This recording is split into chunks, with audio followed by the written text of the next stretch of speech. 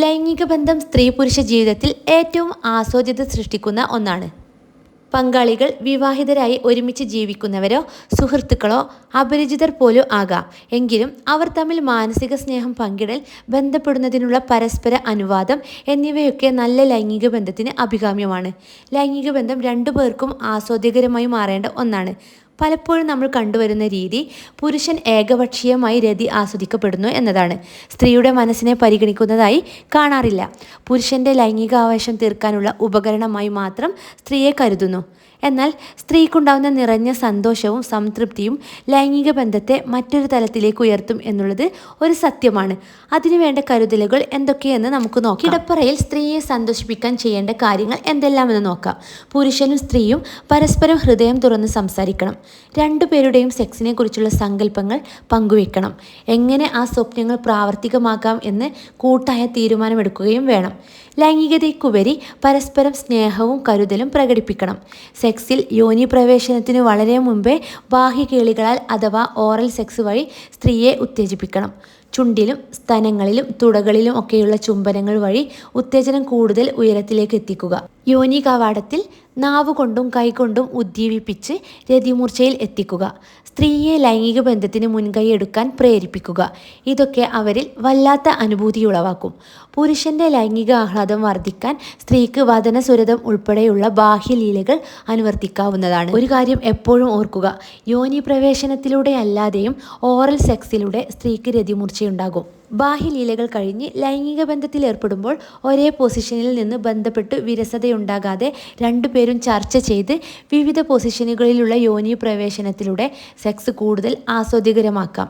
അങ്ങനെ ലൈംഗിക ബന്ധം ആസ്വാദ്യകരമാക്കാൻ ഉപയോഗിക്കുന്ന വിവിധ പൊസിഷനുകൾ ഏതൊക്കെയാണെന്ന് നമുക്ക് നോക്കാം. ഒന്ന്, മിഷനറി പൊസിഷൻ. ബന്ധപ്പെടുന്ന സമയത്ത് പുരുഷൻ സ്ത്രീയുടെ മുകളിൽ വരുന്ന രീതിയാണ് മിഷനറി പൊസിഷൻ. ലൈംഗിക വീഴ്ചയിലെ സർവ്വസാധാരണമായ രീതിയാണിത്. എപ്പോഴും ഈ രീതി അവലംബിക്കുന്നതിനാൽ അരോചകതയുണ്ടാകാനുള്ള സാധ്യതയുണ്ട്. സ്ത്രീയുടെ ഇടുപ്പെല്ലിന് വേദനയുണ്ടാകാൻ ഇടയുള്ളതിനാൽ ഒരു തലയണ നടുവിൻ്റെ താഴ്ഭാഗത്ത് വെച്ച് ബന്ധപ്പെടാൻ ശ്രമിക്കുക. സ്ത്രീ മുകളിൽ വരുന്ന രീതിയാണ് അടുത്തത്. കേൾക്കുമ്പോൾ തന്നെ ഈ രീതിയുടെ ചിത്രം നമുക്ക് മനസ്സിൽ കിട്ടും. മുകളിലേക്കും താഴേക്കും ശരീരം ചലിപ്പിക്കുന്ന ഈ രീതി സ്ത്രീക്കാണ് കൂടുതൽ ആധിപത്യം.